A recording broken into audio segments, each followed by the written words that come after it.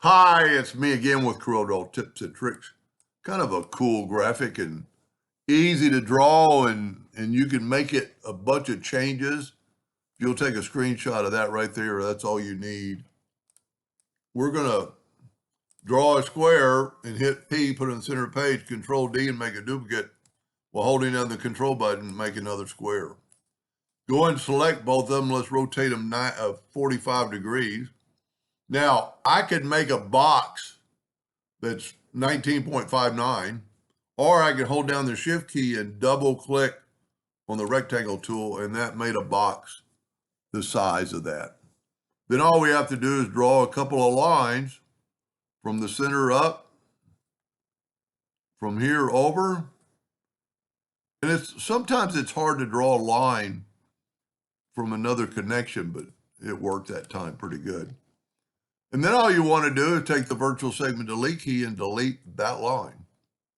Now, I strongly suggest to group that together.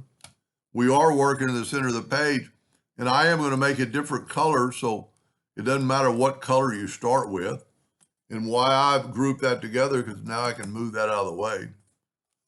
I'm going to use the interactive fill tool and go black across here. You know what? I must be touching something else. See, I need to select it, interactive fill tool. Sometimes it could have reversed back to the other one I was using. Now, unusual, but use the color attribute eyedropper and kind of make that same pattern. Now, I'm going to make this two ways. I'm going to move that out of the way for a second.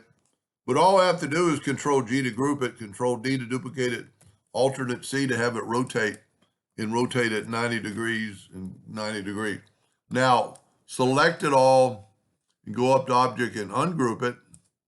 And then you can change the colors real easy, because all you have to do is change that one. Grab that and change that one, so you're changing the two colors. Whoop. I must have, when I did that, I didn't hit the square.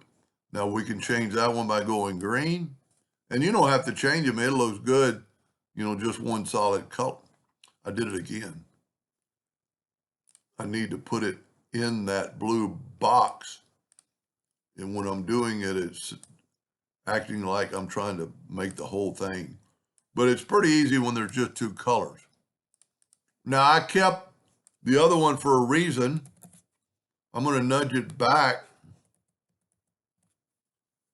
And I'm going to left click, right click, but I'm going to change it up a little bit.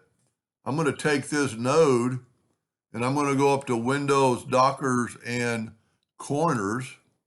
And I'm going to round that corner off. I didn't hit apply. Matter of fact, I'm going to go a little bit more. Let's go 3 inches. There we go. So it's going to totally change our look. Now we use the Smart Fill tool. You know what? I wonder if we can do this. I've never thought about doing this. Get the attribute eyedropper. Look at that. That's pretty cool.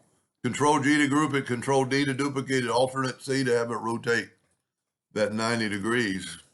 And look how it's just changed the look just by rounding off that corner. I don't know how they got a black box there. I mean, look at the difference just by rounding off one corner.